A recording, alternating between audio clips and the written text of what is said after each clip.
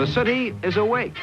Across the length of its 5 boroughs, the vast stream of humanity will move. This was what a New Yorker's commute looked like in 1961. Can be seen the daily miracle that is the New York City transit system. That was then. Convenient. And this is now. Stand clear of the closing doors, please. Subway riders demanding an end to their commuting nightmare. So fed up with all the delays and cancellations that they are suing the MTA. New York subway now has the worst on-time performance of any major rapid transit system in the world. And commuters are pissed. This woman's commute has gotten so bad she's considering leaving a job she really likes. No, I got a new job. This rabbi was sent into a panic when his train stalled just before Shabbat. And then there's this guy who was stuck underground for so long, commuters saying to pass the time. God gonna make me lose my mind. Up in It's been 2 hours. They ended up making a Facebook group. They're still in touch. Yeah. The mornings where every single line is delayed feels like cruel or arbitrary. But it really wasn't that long ago that New Yorkers would laugh at other city subway systems. 4 lines in Boston, 2 in LA, that's cute. In New York, our trains run 24/7. We have 665 miles of track, 472 stations, 27 subway lines, and almost 6 million riders every single day. Does it really have to be this way?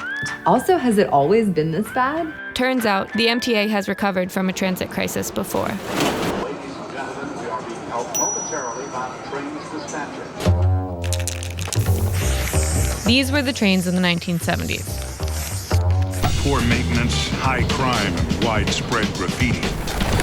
It was kind of scary. And that's Jim. He's been reporting on the subway since before I was born. He wrote the book about the subway, literally. In the 70s, it was really, really bad. Maintenance really had suffered. So officials poured money into the system, and it improved. They are working on it. They're doing the best they can. They're fixing the track. Well, they're fixing the track. They put in a new escalator downstairs. They improved it in the 80s. Today we got better equipment, better parts, and better tools. In the 90s, it gets to be kind of the best it's ever been. The 1990s were the golden era of subway functionality. So if you want to prove to someone that New York has it all, just show them your MetroCard Gold. New York's governor at the time, George Pataki, called it a transit renaissance. But then that city that has it all started taking the system for granted. Starting with Mayor Rudolph Giuliani. Cut down the size of city government. Just a year into his first term, the mayor cut the city's contribution to the MTA's budget by millions of dollars. And then Governor Pataki followed Giuliani's lead. And so began a trend of mayors and governors diverting part of their budgets away from the MTA and toward their own priorities. And then blaming one another for the problems that followed. Right. So while the city and state contributions got smaller and smaller and smaller, subway ridership went up, and so did the fares. But fares still weren't enough to make up for the budget cuts. So a group of Wall Street executives came to the MTA with a deal. These Wall Street execs, they went to the head of the MTA, also known as the governor, and said, "Give us your debt. We'll pay you cash. Pay us back later." Pataki agreed to the deal to refinance the MTA's debt. Basically, they used the Amex to pay off the MasterCard. And these bankers, many of whom were donors to Governor Pataki's campaign, walked away with $85 million in commissions and fees. And that debt lives on today. Finally reaches its destination. Even if some of the equipment we're still paying for does not. Great habitat enhancement for fish and shellfish.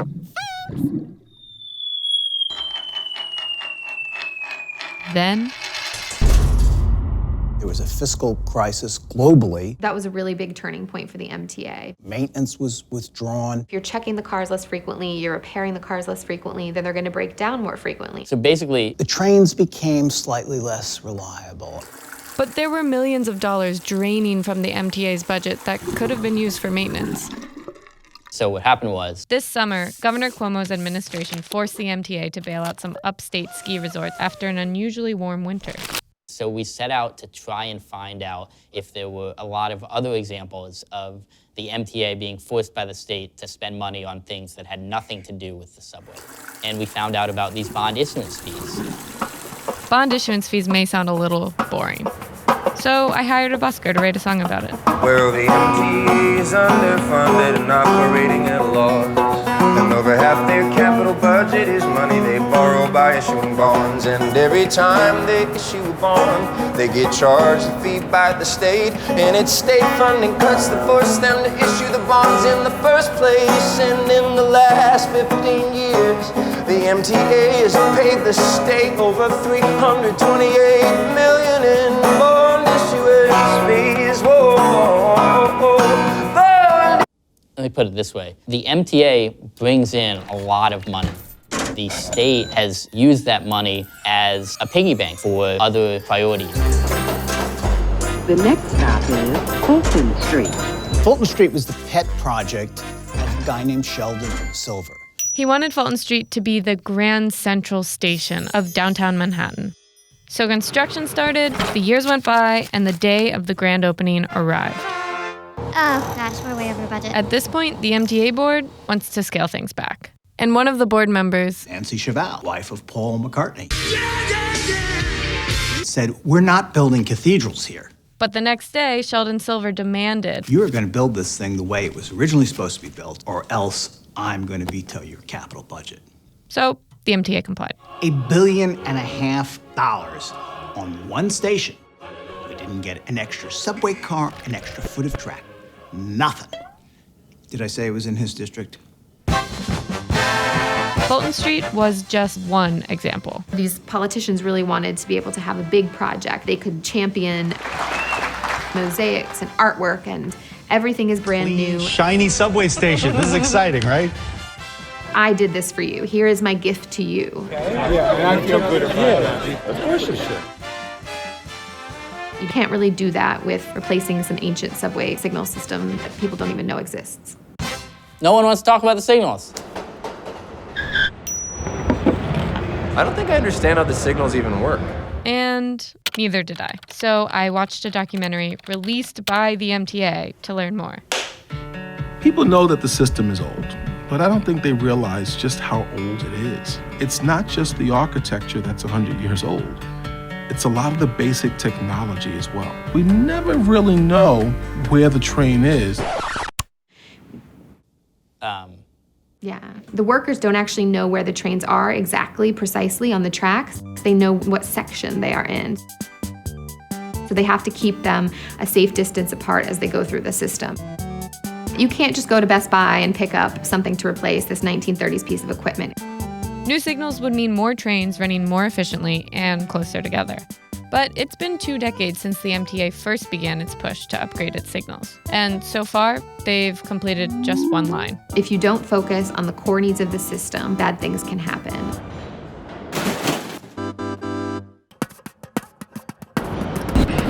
So the trains were not as well taken care of, the signal system deteriorated, and there was very little margin for error.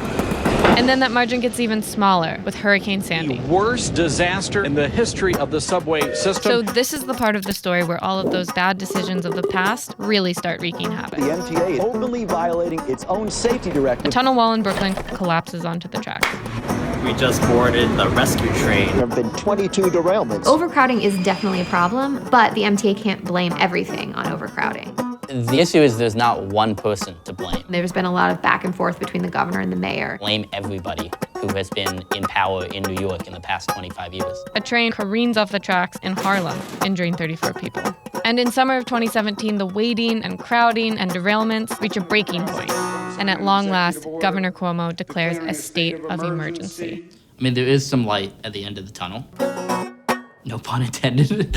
I actually did not intend that pun. You know, there are some signs that politicians are now taking the maintenance of the subway system seriously. Elected leaders are finally expected to come out with a plan to pay for the MTA. And I think there's a consensus they can't just rely on debt anymore. I believe in you, Subway. You gotta get it together. We want to do this. We need to do this. We will do this. I think delays in a messed up way are a way to bring people together. There's no New York City without the subways. I regard it as the great public commons of New York. Yeah, it was good. Nice meeting all of you. They ride together, and in this journey can be seen the daily miracle that is the New York City transit system, upon which the very existence of the city and its people depend.